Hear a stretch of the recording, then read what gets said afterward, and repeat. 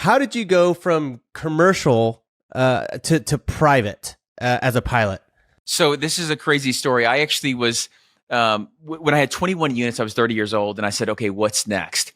And I knew that by this time, I knew that I wanted to own and operate and control multifamily units. I just didn't have anybody where I was from that was doing like what Grant was doing. So at 30 years old, I said, what's next? And on YouTube and actually Bigger Pockets, I found Grant Cardone. And on Bigger Pockets podcast, this is crazy. He's like, look, I've got like 3,000 units. I'm looking to grow. I'm looking to scale. If there's anybody out there who's listening, who wants to come and join my team, call me. And I picked up the phone and I called him, and I literally didn't even get an interview with Grant. I got an interview with his team, and they're like, well, we don't really have a job in the real estate yet. Cause they knew I was a pilot. They're like, we don't even have an airplane yet. It's coming in 2 weeks, but we got a sales job, like a sales role job. And I said, perfect, I'll take it. And so literally 2 weeks later, I packed all my stuff in Scottsdale in Arizona, and I moved out to Miami, and I started working for Grant Cardone. And I knew like the way he was talking about real estate, when I heard him on Bigger Pockets, when I heard him on YouTube, like I just knew that he wanted to grow and scale his portfolio. And I was like, man, instead of me doing this by myself, how cool would that be to do it with somebody who has like a huge head start from where I was? And so that's what I did. Yeah, that's crazy. So how long ago was that? That was 9 years ago. Okay, so he was this Grant Cardone. Was he established at this point? I mean, because now obviously he's got a huge name, huge platform, huge portfolio. What did it look like back then? Was he super established? Because it seems like you just took a giant risk, to go work for him.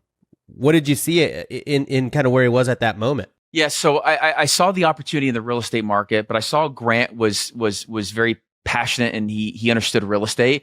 He had about 3,000 units at the time. So we kind of operated kind of like a single family, like a family office. So, he would buy the deal, invest it in himself. Like he would buy a deal, he would take his money, he would invest the money, and he would hold it for long term. We didn't have like the Cardone Capital and the crowdfunding and, the 12,000 units. We had none of that. It was literally like Grant Cardone was a business and a consultant, and he had real estate on the side, and that's it. Man, that's nuts. Okay. And then you didn't even, I thought you were going to say, did you become a private pilot for him, or did you join his sales team? So I joined a sales team, and then 2 weeks later, he bought a Gulfstream G200. And Elena, I met Elena day one. I was like, look, I love flying airplanes. I had almost 10,000 hours at that time. Like I was literally flying every single day, building up my time.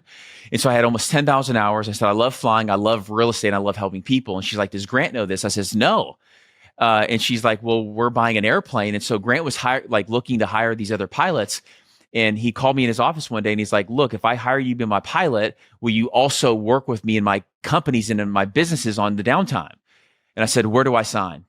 And so I literally signed a 3-year contract with Grant to be his pilot, but then also work with him in whatever business, whether it's the sales, whether it's the real estate, whatever it was. I just knew that he was the right guy. Cool. Wow. What a crazy story, man. I don't think, well, first of all, I think the craziest thing is that you were like, yeah, he said to call him. So I picked up the phone and I called him. I feel like different time.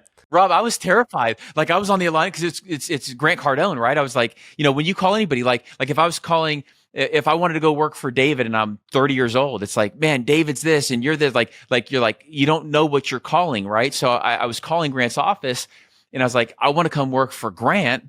And it was a little bit nerve-wracking because I was taking a huge risk, because I was giving up my career. I was giving up the airlines. I was giving up the 401ks. I was giving up the 18 days off. Like I had built an awesome career for myself, but I just knew there was something bigger.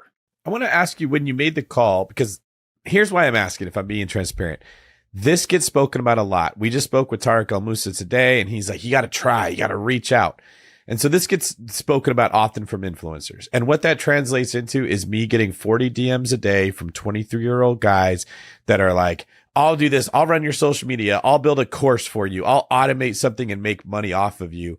And meanwhile, this kid has 300 followers, and he's telling me he's going to grow my brand. And it's like exhausting having people reach out and say, I want to work from you. And you're like, what can you do? And they're like, yeah, I don't know. Just tell me what you want me to do. And we get in this stalemate, right? So I'm sure if you spoke to Grant, you came in with a plan, you proposed something and you thought about it. Can you share with our audience the effort you put in before you made the call so we don't give the impression simply making the call leads to life-changing things and you end up on the Bigger Pockets podcast and you have this huge story? Well, look, I think that I started building my resume and I started building my skill set because to your point, you have to have a skill set that adds massive value to the team. Otherwise, you just don't add massive value. Like if I call up Grant and said, hey, I want to run your social media, I want to do this. Like I don't have any experience doing it. What I did is I said, hey, look, I wanted to be super easy, by the way. But I said, look, I've got a career in aviation. Like if you're going to buy an airplane, I will run the entire flight department for you.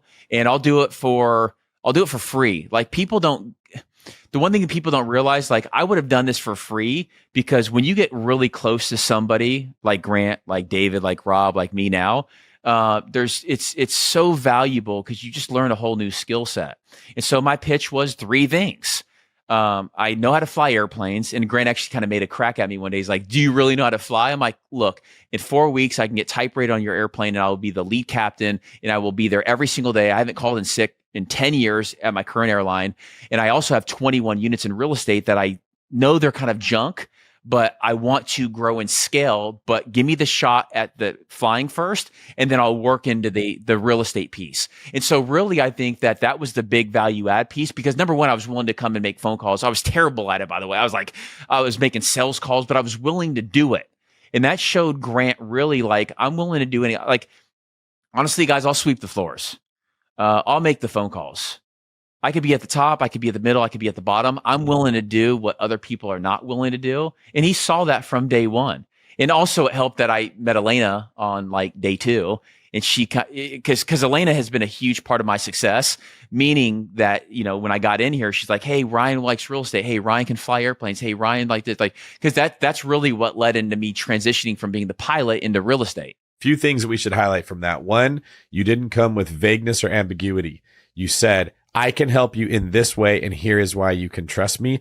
When we get someone that reaches out and they're like, just tell me something, that doesn't work. You showed clear value. 2, you said, I'll do it for free. Oftentimes when people reach out, they're hoping that they get paid in some way or it's some kind of a partnership and you don't know who they are. So you're not comfortable with that. So you took the smart road and said, let me just build trust with the person. I'll work for free. And 3, you offered to work in a capacity where you said making phone calls in a system he already had established. Grant did not have to take you and say, follow me around, kid, and I'll teach you the ropes on the first day. He could plug you into a team he already had, and they could evaluate your character, your skills. They could see what you were good at. That would be the equivalent of someone saying, hey, David, I want to come be a real estate agent on your team. I could say yes to that because I could stick them with another agent and they could tell me how they're doing versus I have to be the way to evaluate, which means I'm probably going to say no until I know the person better. So that right there is incredibly valuable. That's great. I think you nailed down like his like pain point, right? And you're like, a pain point is if you're buying a plane, someone's got to fly the plane, right? Like 1,000% of the time when I work with someone from like that reaches out, it's because they've heard me say something on the podcast. They've heard me say something on my YouTube channel, on Instagram that's like, oh, I'm really struggling with this. Like I cannot figure this thing out. Or does anyone have a recommendation? When someone's like, oh, hey, I've got the solution to that very specific problem you have. Boom. Like door open immediately, right?